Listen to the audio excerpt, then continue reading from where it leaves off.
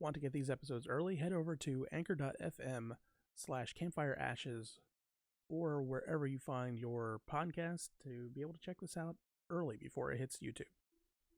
Hey, it's Paul. Hey, it's Jess. Welcome to Campfire Ashes. Now pull up a log. Let me tell you a story. She kicked her feet ahead, propelling herself forward. Her flowy, sun-dress trailed behind her as she threw her head back with the glee of a 10-year-old on the playground. And it wasn't even her swing. A pair were tied to a very large shade tree that was entirely too close to the corner to be safe for kids, but she didn't care. The crisp night air signaled the first hints of fall, and she wanted to celebrate. She was so in her head, she didn't even notice the guy that she kicked until after he hit the ground. He lost his footing and landed on his back, clearly not paying attention to himself, and she dug her heels into the dirt to slow herself down and hopped off the swing to see if he was okay. "Are you okay?" She quickly reached out to help him, and he sat up and tried to gather himself. He felt a little foolish going down so quickly, and he looked up, and he was caught off guard. Piercing blue eyes and the most disarming smile he had ever seen had greeted him. He quickly jumped up and dusted himself off, trying to do every motion as manly as he could. He beat the last bit of dust off his pants, never taking his eyes off her. Do they normally put swings this close to the sidewalk? And she sat back down on the swing, arms wrapped around the ropes, hands folded in front of her as she looked into the tree. I mean, your guess is as good as mine. She looked up at the nodding and started swinging again. "It's not my tree." He sat down on the swing next to her. "Are you in a habit of commandeering other people's trees?" And she felt a little embarrassed and turned her head. Well, no one was using it at the moment. She started to swing again. "You don't look familiar. Why are you on this street?" And he sighed deeply and started to swing himself. "No, I'm visiting a friend, and we were at a house party down the street, and I wanted to take a walk to clear my head." A lot on your mind?" Too much. I needed to get away." He kept his feet on the ground, but pushing himself back and forth as he thought what was going on. He looked up and saw her smiling at him, leaning her head against the ropes in the most endearing way that you could possibly think. They sat there for what felt like hours, and they offered each other their own personal tales of stress. Her job seemed like quotas were always needed to be kept at the risk of quality. Quantity was all that mattered. And his roommate was a nightmare, leading to the worst case of writer's block a new author could have. He couldn't tell if it was because of his inability to find the trash can, his 12-hour gaming sessions, screaming matches whenever a 10-year-old told him to get shit on, or his lack of boundaries, or every other facet of his life. He couldn't tell, but something had to give, and he was worried that it was going to be his sanity. And she listened intently, offering little insights, making him laugh, so much, in fact, that he didn't realize his feet were pushing the swing closer to hers. So life would be simpler without the roommate. "I'd love to, but I can't afford the apartment for long without him." His head started going over the quick math that he had clearly done before, thinking about his nightmare live-in. "If I could get rid of him and finish my book inside maybe 3 months, I could probably be able to handle it." "Get rid of him?" She playfully ran her fingers across her neck, hanging her tongue out of the mouth and crossing her eyes and tilting her head. No. Just that he would leave." "Got it. So I don't need to buy a bag of lime to help you out." No, that's kind of a last-ditch effort, so don't put him in a ditch either." He laughed out loud. "No, I just feel stuck." And they sat quietly for a little bit, and the conversation came back to what he wanted to do and what he hoped he could do. Her hand slipped down onto his as he listened intently. Words stopped whenever their eyes met. He wanted to lean in, but he felt too impulsive. He squeezed her hand and looked down at his feet, unsure what to do. "Okay, so here's the deal. When you get home, you're going to do what you need to do. Your roommate's going to take a hike. You're going to finish your book, become some big-time New York best-time seller, and then this time next year, you're going to come on a book tour with a stop in this town. We're going to meet again under this tree, and then we're going to pick up where we left off." And he's like, "Just like that?" "Yes, just like that." She smiled and grabbed his hand. "Deal?" "Deal." He felt a little bolder, and he mustered the courage to kind of lean in, and then she leaned in and kissed him. She looked down at the innocent smile and tucked her hair behind her ear. That's better than a handshake. They sat quietly for a little bit longer, holding his hand, and he got up and he straightened his clothes, and he wanted to stay longer, but he knew he had to get back. And her smile faded a little bit, knowing he had to go. "So this time next year, I'll see you right here." He smiled and he started back towards the party and wheeled around quickly. I don't even know your name. How am I going to sign a book to you next year if I don't even know? And her vibrant smile came back. It's Lucy. All right, see you in a year, Lucy. And he smiled and he kept looking back as he walked back to the party. Maybe he'd write about it. It felt like his creative juices were flowing just thinking about it. And Lucy sat back down, smiling as he faded from view. She started swinging again, carefree as ever, happy to think about their conversation. The year before them flashed in front of her eyes. He would go home after the weekend, the roommate would do something stupid and finally get kicked out. The new author would pen a wonderful love story about a chance encounter under a tree on the corner. The publishing company would set up a 10-city tour, and he would fight tooth and nail to make sure one of those stops was in a small town in Mississippi. He would already have his book signed out to Lucy, and he would head to that familiar tree on the crossroads where his life seemed to change. And he'd see that beautiful girl in a sundress on a swing. Their eyes would meet. He'd lean in for a kiss, and she would look into his eyes and pull his soul from his body as payment for his newfound fame. Work is work, after all, and she had a quote to meet. A deal struck is a deal, after all. Who are you? Who are you, mysterious woman on a swing? She's a Crossroads Demon. Okay. Thought so, because the whole deal struck thing, but you don't want to assume. I really wanted to write a story that was really this cute love story, and then at the very end, horror. It's not. I was so happy writing this story.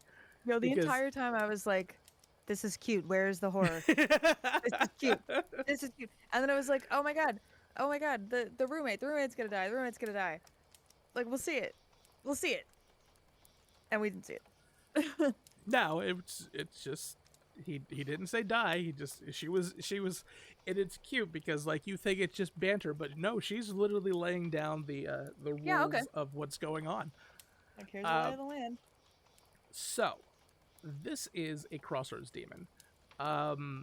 This is based on a legend that was created in Mississippi. So if people are trying to understand what's going on, as soon as I said Mississippi, some lights probably went on. Yeah, like, okay. Yes. So, the Crossroads are actually a real place.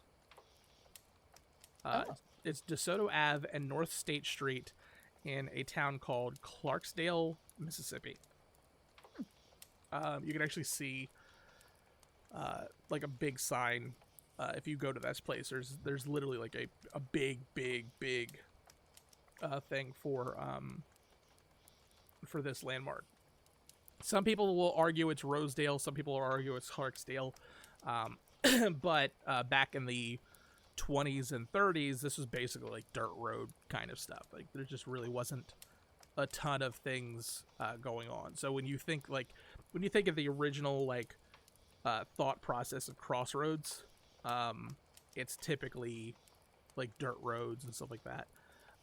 So this was popularized by a person named Robert Johnson. Robert Johnson was a blues player, a particularly bad blues player. He was not great. Oh no. He just wasn't. And then one day, he disappeared and came back and became one of the most prolific blues players ever to walk the face of the earth. Oh. Like, this actually happened. Like, this guy was just, like, people would describe him as a bad guitar player. And then suddenly, a very good guitar player. Then suddenly, no, not very good. Suddenly, one of the best ever to walk the face of the earth. Like, when you hear blues, when you hear the sound of blues, almost everyone has some form of appreciation for Robert Johnson. Wow. Yeah. So, the idea of deals with the devils go back to all the way to like Faustian tales and stuff like that. But this particular thing, Crossroads Demon specifically, originated in the U.S. This is a very U.S. specific trope or thing. And yeah, like, it's basically, again, you're going to hear people that are going to argue that it might be Clarksdale or Rosedale. But realistically, what ended up happening is he probably just went to Arkansas and worked under another really amazing guitar player named Ike Zimmerman. Who coincidentally was also one of those people that was accused of having like supernatural abilities because he would play guitar by visiting graveyards at midnight. Casual. Yeah, so he actually wrote a song. Like his song, like the reason why this became a legend is he wrote a song that he made a deal with the devil for his prowess. Wow. So like this legend has grown because of that. And everybody who wanted to be part of him, like the people that he went to and auditioned for and everything like that, they're like, no, this guy's horrible. This guy's just genuinely bad. And then when he came back and got signed, they were like, no, he sold his soul to the devil. There's no way. And have you ever seen the movie Oh Brother, Where Art Thou? I have not. Okay.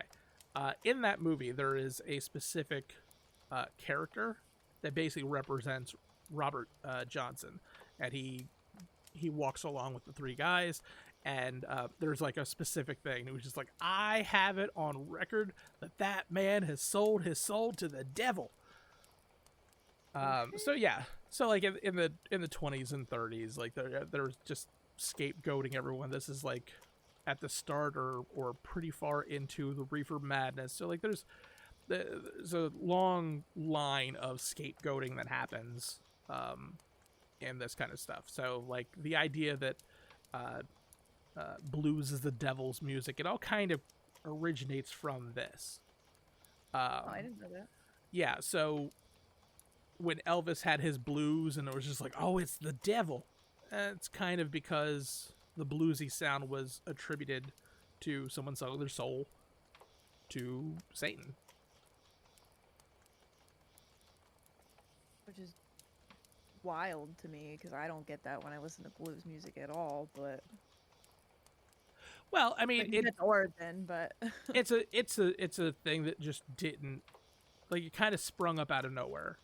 right. Whereas like a lot of origins, there's probably I mean, everything has kind of a track that it like honed and honed and honed, and this didn't. Like this evolved very, very quickly, which kind of lends itself to the stories of it happened overnight because devil. Okay. And they talked about the devil's name was Old Scratch. So if you've ever heard the term Old Scratch, that's where this comes from.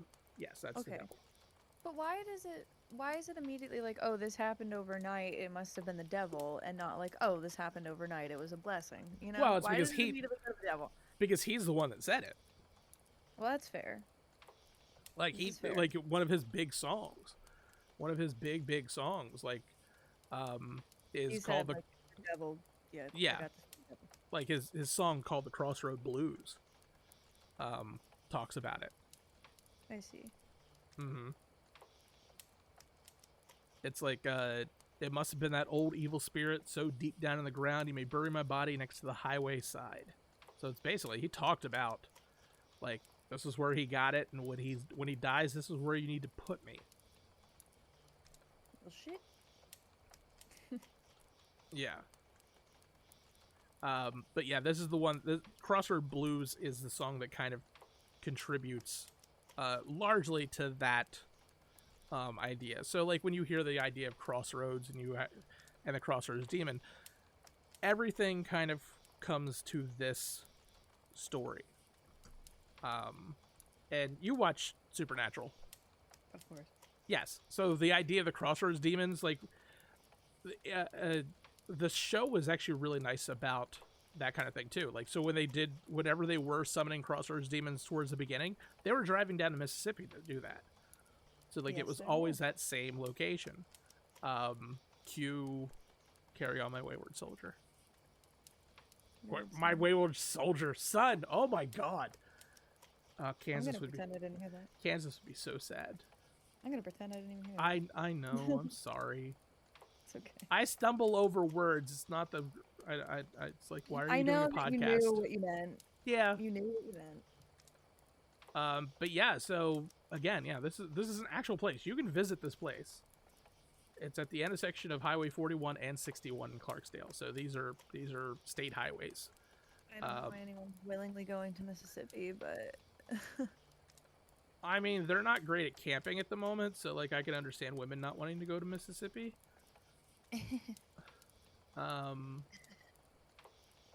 But I want to send you this picture. So basically, this is like the way you know you got the right place.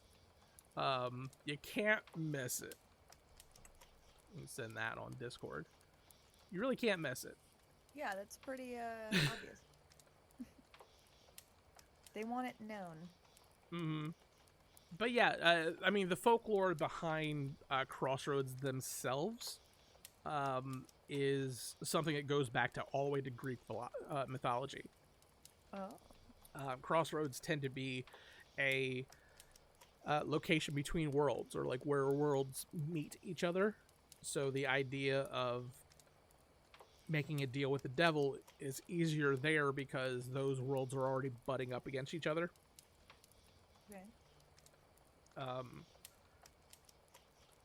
So when you hear the words like betwixt and between, like that's because Crossroads. So yeah, so those that like, even though this is a fairly American tale, everything still kind of goes back a long way. Medieval folklore, even going back to like Anglo-Saxon traditions and European traditions, and like every culture seems to have some version of folklore around Crossroads. Right, like a lot of things do. You know, it seems to be a multicultural thing. Mm-hmm. As far as like other fiction goes, in the Faust, is that a movie, or like it's like a kind of a play, more or less? The main character summons a demon at a crossroads. Okay. But I mean, I think as far as like the big things, like the people that know Crossroads the most, I actually think Supernatural has way more, at least in the modern era, to do with like Crossroad Demon legends. Right. They know their shit. Well, yeah, I mean, that's one thing I always did like about Supernatural is like, while yeah, they took liberties here and there, a lot of them actually were based on, like, at least the earlier episodes where it was basically a Monster of the Week kind of thing. Right. Well, I'm going to throw this out here right now. So, Supernatural has been my favorite show since 2005 when it came out. And I still maintain that the first 5 seasons are the best 5 seasons of that show. They never really got that back after season 5. Well, because season 5 was supposed to be the end. Yeah, and then went on for another 10 seasons, which, like, awesome. Not mad about it at all.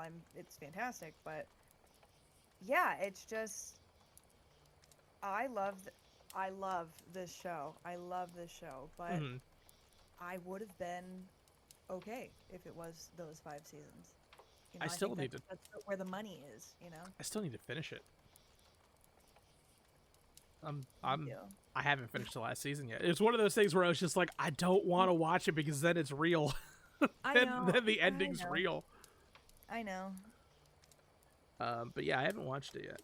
But like, again, Supernatural, like Crossroads Demons were such a huge part of that series, and then the inclusion of Crowley as a main character, like, it was just a fun series. Man, what a great writing choice. Yeah. Also, that is also where that kiss came from, because that was like Crowley's thing. It was just like, I want to steal everything with a kiss, even if it's a guy. And even when he did it with the guys, it was even funnier because like it was always some like staunch white guy who was clearly not gay, and he was just like, "Yep, nope, gotta kiss me. We're I was like, gonna." I really don't want to be involved in this, but okay. But yeah, I love Supernatural. Supernatural was such a good show. Me too. But yeah, I was so happy to write this story. It Fantastic. I just It really was. I really liked it because it was a very, very different narrative choice than what we do. And everything we've done to this point has been like horror. I wanted to write basically a love story and then just turn it at the last possible second. Yeah, I loved that the entire time. I'm like, where are we going with this? I don't know. And it was sweet. It was really nice. And then Not. then horror. But I did, like, there were little points of foreshadowing that I wanted to put in there where, like, she had that weird twisted sense of humor and cuteness, and then she laid out her bullet points for the deal without All of a really sudden, noticing oh, what's okay. going on. Yeah. But yeah, so if we're going back to Supernatural, like the whole packs and everything like that are going, they all come from this basic principle from Robert Johnson. Like the supernatural versions of what's going on, they all lean very heavily on the U.S. version of the Crossroads and the Crossroads Demon and Hell and stuff like that. I love the variety.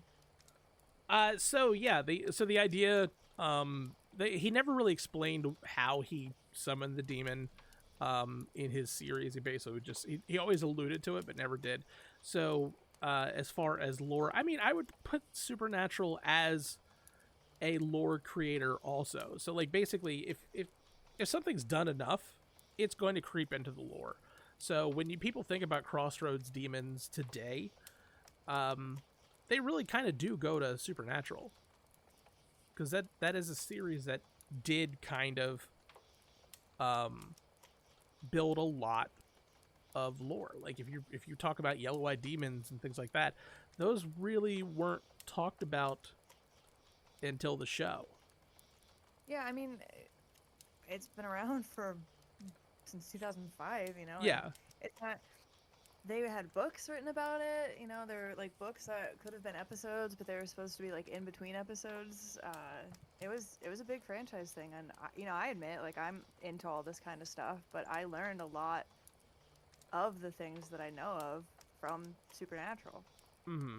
Because yeah, And they I were, grew up with it. and also they were surprisingly accurate to a lot of things. Like obviously they took liberties here and there, but like it was really interesting that they would come across something and it's like, oh, this is not something that they just made off the top of their head. There's lore that actually attaches itself. Done. Yeah. There was research done to create this character. Mm-hmm. Which, So I mean, when you think about it, like Supernatural, I was 9 when that came out. So Supernatural, along with like Goosebumps and and like Scary Stories to Tell in the Dark, was like my gateway into horror and like all the stuff that I enjoy now. Mm-hmm. So, the way they handled this stuff, and it was definitely not a show I should have been watching at 9 years old. But Probably not. No. Shout out to my mom for letting me watch it with her. It didn't, like, Goosebumps and Scary Stories to Tell in the Dark really scared me. Like, I definitely remember I couldn't read them past sundown. But Supernatural, like, didn't scare me like that. Like, I was just really fascinated by it. Mm-hmm. So there's a lot to take from Supernatural, and I think it's a valid source of material. I think it's a valid Lore source gathering. Yeah. Yeah.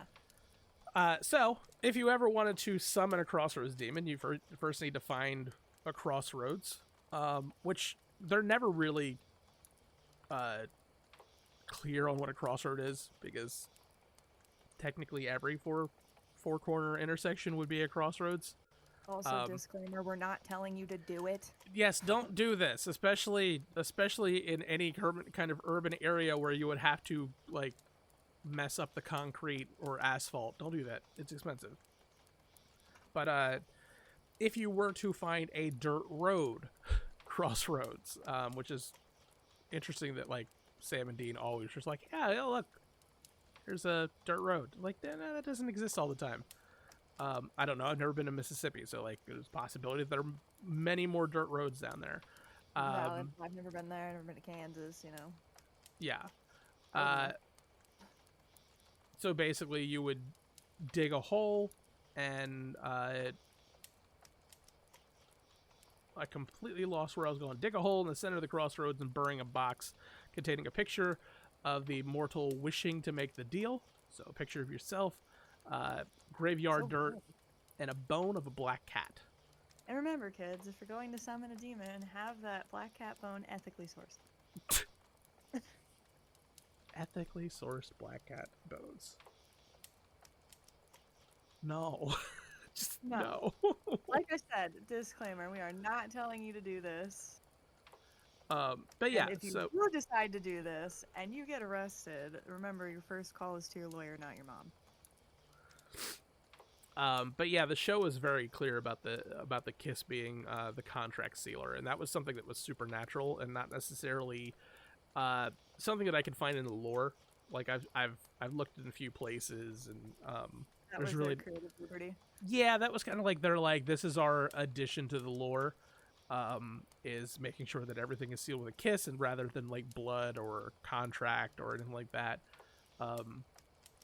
So it was kind of neat. It was a thing that I definitely added to my story to make sure that it was at least some sort of nod to supernatural. But yeah, in the show, named her Lucy. Well, the Lucy thing was like, at this point, if you haven't guessed that something's going to go wrong, I'll toss in the name. Lucy Fur. Yep. Lucy might have been a little bit too much of the nail on the head, but I was just like, I didn't care. No, because at that point you were sucked in. And it was perfect. But yeah. If you wanted to get out of your contract, basically, at least in the supernatural version, the only way to do that was to kill the demon that held the contract. And if you watch Supernatural, that's not easy to do. And typically, someone else would buy a contract and hold contracts. It was a very corporate thing. Crossroads Demoning. Not much unlike corporate America. Yeah, kind of. Crowley was not a nice person. Oh, no, not at all. Hilarious, but not a nice person. He was such a good character, though. One of the best. Mm-hmm. There aren't many characters from Supernatural I didn't enjoy.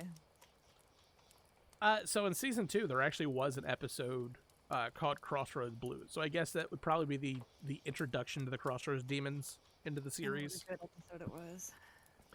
I don't know, but it was season 2. But yeah. Big thing. It was. But that's the story of the Crossroads Demon as far as the American lore that goes along with it. I hope you like the story. I was like, I know I go back to it a lot, but I was really proud of that story. It deserves bragging rights. Yeah, and again, guys, we said it in one of the last podcasts, but we want to remind you that with Halloween coming up, this show is going to go weekly for the month of October, giving you themed episodes, all that kind of fun stuff, and hopefully you don't get tired of us. I don't think you're gonna get tired of us, but like, no, it's gonna be a lot of work because like weekly episodes are always a little rough to put together because of our schedules and everything like that. But I'm excited for it. As am I. And you know, if it does work out, we could eventually move to weekly. I think, you know, if there's enough demand for it, I think we could work something out in our schedules. Yeah, and also if it feels that we can handle that kind of workload, then we probably would move to weekly. Maybe in the new year. I really wanted to kind of pop that out there. I'm excited for October. I know, oddly enough, I had a Facebook memory that came up from like 2019. It was just like, hey, we're gonna do a podcast, and I'm like, was I involved in that? Yeah, it definitely was. I don't remember. That was around Is the that first time. Around the we first talked time yeah. But That's how long ago 2019.